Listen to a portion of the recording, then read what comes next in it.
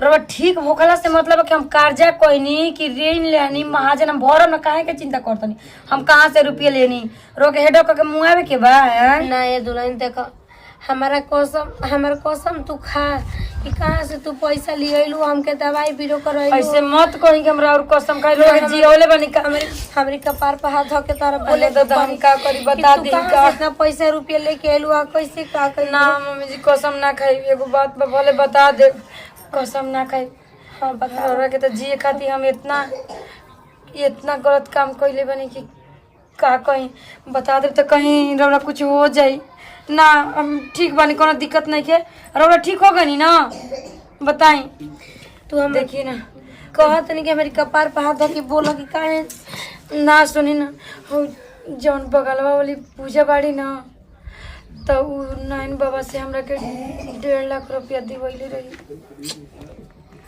भगवान और उनकरा से हम हे भगवान हमारा के झूठाऊ के ए तू जिया बता हमारा के मुँह दिल रहा था का जरूरत बा सब देखला के सुनला के अरे का है तू करे कर जियला के बहुत हमरा भूख रहे भले हमरा कुछ भी भइल चाहे भगवान हमके एगो बेटा दिहलन बेटा पतो इनके भगवान जी अब हमरी के भले मरद मेरा रुके ना ना वैसे धरती पर जन्म ले ना बताओ रही माँ जी ना बताओ रही ये लेकिन रो कुछ हो जाए जहरी और जियला के हमरा बहुत भूख रहे जी की रो जी जी बाबूजी जी जी और बताव तू हमरा खाती इतना कइलू जादी का हो गेल त हम जिंदा अच्छा नहीं के लागत सुन के हमरा के कोई नहीं के अरे जाना छोड़ देल तू मर गई नाम रोक नहीं अरे आज न त काल त मरही के बाटे का करी भले भगवान हमरा के बेटी ना दिहलन त चाहे बेटी चाहे पतोई बाटल बड़ी सा हो लेकिन महसूस ना होके देवेले ना आके हमार बेटी नहीं खे ना बुझाले कि हमार पतो ये बुझाला कि बेटी है ये कितना मान जान करेले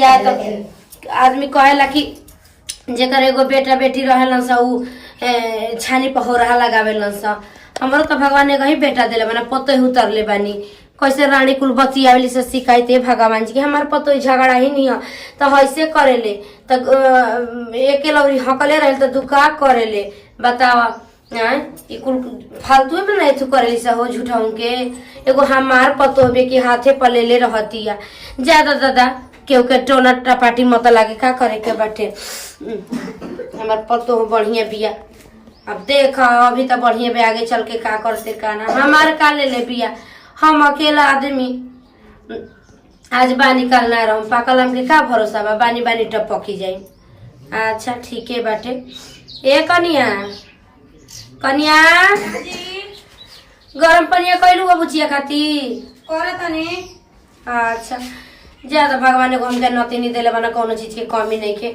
हमार सब परिवार ठीक बा बेटो बढ़िए बाटे पतो बढ़िए बिया नातिनी एगो दे देले बड़न भगवान घर में सुने कहे आदमी कहेला कि पहला लक्ष्मी आयल ठीक हवे भगवान हमरा के दे देले बना नतिनी बेटा चाहे बेटी उहे ना बिया ठीक बाटे दादा का करे के बाटे एगो मरद बड़न हे बुढ़ारी में का करस ना काम होखता ना धाम होखता एगो लइका हमार का करो घर देखो कि बहरी देखो जाए देखी तो का करो तर उनकर लगावा जे उनका ठेंगुना से उठ बैठे नहीं खेजत ना बुझाता कि अलाई बलाई सब हमनिए के घर में आ गइल बाटे हमर त कहने काहे दिन पर दिन तबीयत खराब हो जाता देखो हो कि बेचारी हमार सास आ ससुर कितना बढ़िया बनाए आदमी कहेला का जन के आवेली सन ससुरा से न त मारे लड़किया हमारा गाँवों के शिकायत कर सन कि हम गई ससुरा में न तो बड़ी दुख रहे वहनिए में कमी रहत हुई तब न अपना सास ससुर के ना सेवा करत हुई सन के जाना ताटे कि हनिए के सेवा ना कर सन कि वहनी के वैसन मिलिए जला सन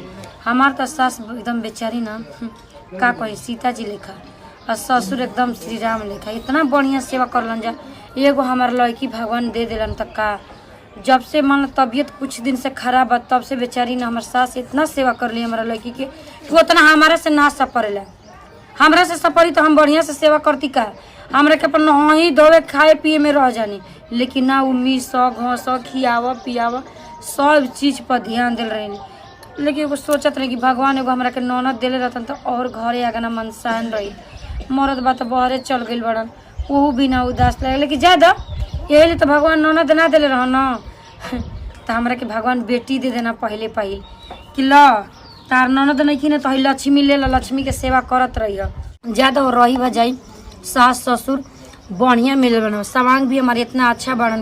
लेकिन कहीं ना एगो दुख बा कि सांझी के आदमी कमाता ना तो सुबेरे खाते आदमी सोचे लगता ना गरीबी बाटे कोनो ऐसा बढ़िया उपाय रहे जौन से ज्यादा पैसा कमाती।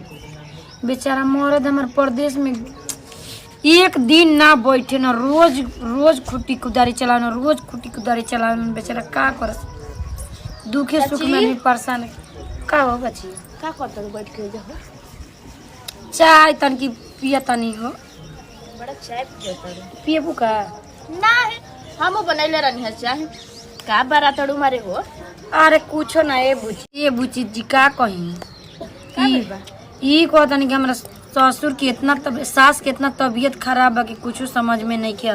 और देखते बनी एगो हमार मर्द बाहरा कमाए होला ऐसे तो वो लोग देवी जैसा हमरा तार सास सही में कह ना तो एकदम माइयो से माई उतना हमार ना सुख देले जितना हमार सास देवे। लेकिन आदमी कहेला कि बताओ घर में इतना पैसा रुपया का दिक्कत बा हमरा पूछे के चाहिए ना कि हम बतैती।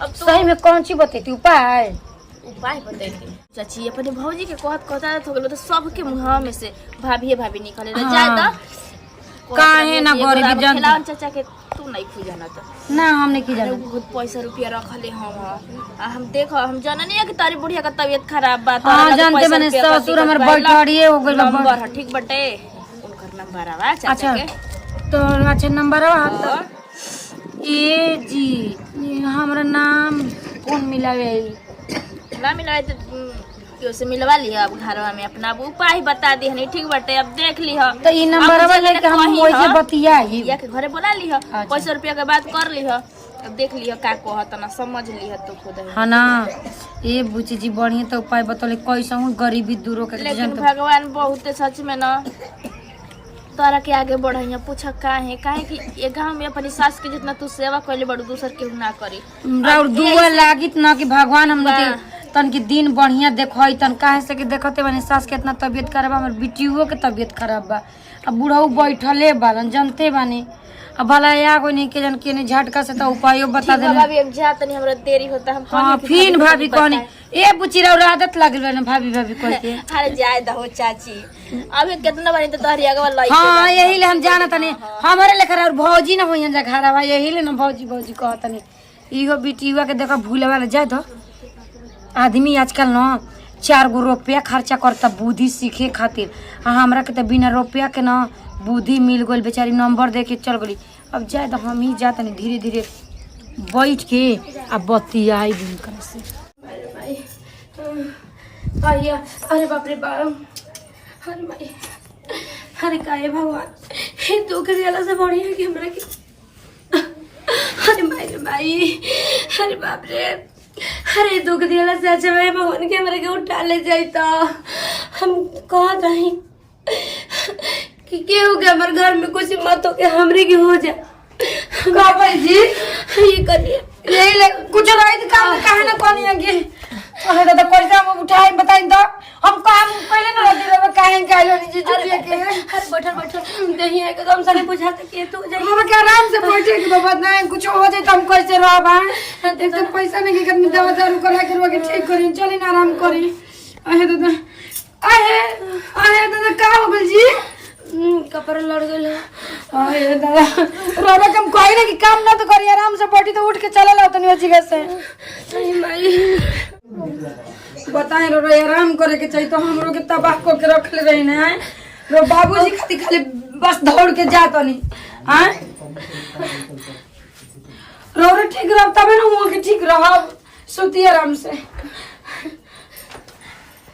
हम ठीक हो जाए तू टेंशन मत ला अरे कैसे ठीक गोड़ सोच को ली और बीच में सुती ना गिर हो जाए उनके देखो ना ठीक हम जाता नहीं हे भगवान का कहीं दोनों लोग तो उतने बीमार बना हम तो सोचते रहे कि ज्यादा यहाँ के बीमार बन फिर उनकर वही हाल हो गए लड़की के वही हाल हो गए हम तो लगा था कि आफत से मर जाए वहाँ के परदेश में बने चलो बाबूजी के देखो तनी ना अब कौन उपाय करी अगर कोनो उपाय ना कर तो हमारे सास तो मरिए जी ससुरो मर जी हमार लड़की के इतना तबीयत खराब जाए तो बुझी जी जो नंबर दिले बड़ी ना जा तनी उनकर से बतिया कहत रही कि गाँव के ना सब कोई के इज्जत संभारे ना भले कुछ हो जला आगे पीछे जन बतन कह ले मांग ले 1-2 लाख रुपया उतना में तो सब हो जाए। Hello hello. जी गोड़ लागतानी। खुश रह। कौन की रौरा नयन बाबा बोलतानी? हाँ नाने बाबा बोले तनी। सुनले बानी कि रौरा गांव के बहुत मदद करीना। बहुत मदद कर तारा का नंबर दिहल के। हमरा के नंबर देले वाली पूजा भारती जी। अच्छा। कौनी है कि पूजा भारती नंबर देले बड़ी जनी। हाँ और हम संतोष के वाइफ बोलतानी। हाँ का बात बा? उनकर पतोही है राकेश के। हाँ जानतानी ना। जानो तानी बतिया बताव। हमार सास के बहुत तबीयत खराब बा। अच्छा ठीक। और हमारा ससुरो जी के तबीयत खराब बा। हाँ हमार बेटियो बीमार बिया। कहनी है कि तनी पैसा होई त 1 लाख रुपया तो जुगाड़ कर देती, फिर हमरा और आगे पीछे देख लेती, मेंटेन कर लेती। तो पैसा खातिर तो सोचे का पड़ी नु। ई कहे सोचे वाली कौन बात पर? गाँव घर में केहू केहू के मदद ना करेला, ऐसे बतिया तनी। पैसा के तो व्यवस्था हो जाई, मगर जाने लू कि का करीला। हाँ वहाँ के बताइनी हमरा से कि वहाँ के का करी ना। हाँ तो फिर तो जा दी उ कमवा हमहू कर लेब, कोनो दिक्कत नहीं के। कर लेबू? एकदम कर लेब। कितना पैसा के काम बा? 1 लाख। चलो तारा का 1.5 लाख दिया आई। ठीक बा, कब आवा तनी लेके? आवतानी 3 बजे आवतानी। ठीक बा। नहीं तो अपन अकाउंट नंबर दे दो, वही में डाल देता नहीं। Account number? हाँ ठीक बा, अकाउंट नंबर दे दे तनी, रो डाल दी, नहीं आ जाई, ठीक रही। तो अभी तनी ज्यादा रुपया पैसा लेके चलला में तनी चोरो चाई कोनो दिक्कत रहता। ठीक बा, रौरा से रुकी, हम 5 मिनट में फिर फोन करत तनी। ठीक बा? ठीक बा। ठीक बा, रखी तबले हम आवत तनी। हमार सास के तबीयत बड़ी खराब बा जी। जा देखिए अब बोली ना नु। जाए दादा, ए दादा बुढ़ऊ तो बड़ी निमन मने, बेचारा पैसा के तो व्यवस्था हो ही गई। जवन देखाई तो आगे पीछे देखाई, पहले सास के जाके देखी। जाए दे दादा, उनकरे अकुल से तो हमार घर परिवार भले अबो से सुरक्षित हो गए। सास ठीक हो गई, ससुर जी ठीक हो गए, बेटी भी हमार ठीक हो गई ना। तो बुझाइल ना कि हम हुकन मर जाइब। हमार गरीब चाची। हाँ का होगा ची, फिर आ गइलू? अरे केने से आइलू हो? अरे का करत हो? बोले तो ठीक हो गई ना। अरे हाँ मत पूछी, ये बढ़िया हो गई ना। कब चले फिर लगल जाए दी हमार दुख। कमा छोड़ देलू का अपन? अरे ना, अब का करी, मंगल नहीं पैसा उतना में ठीक हो गई तो फिर उहे कमा करी जी। अब एकर मतलब ई ना कि ओकर नेकी घोर के पी घले आदमी। जान तड़ू जाइल करो होई जुकिया, नहीं तो बहुत ढीठ हवा से 1 नंबर के मन बढ़ू हवा से। जनवा ले ली हसे कोई तोहार तोरी बूढ़ी का ठीक बाटे ना। सुनी अब हमरा का करे के बेटा, हमार तो जन फर्ज रहला बता देनी कि तोहन लोग का जान मत ले लो साहो दादा एक दिन। ठीक है आदमी कहला। हाँ भइल बिया बर कवर गई ना, कान मोर के अगुआ घरे गई ना। अब हम काहे के जाई उ सब काम करे जी। मत बुझावा, हमारी समझना तो बुझनी बुझा के निकल जेबू, नहीं कि समझना के निकलबू। चली ना, जौन होई तौन देखाई बाद में।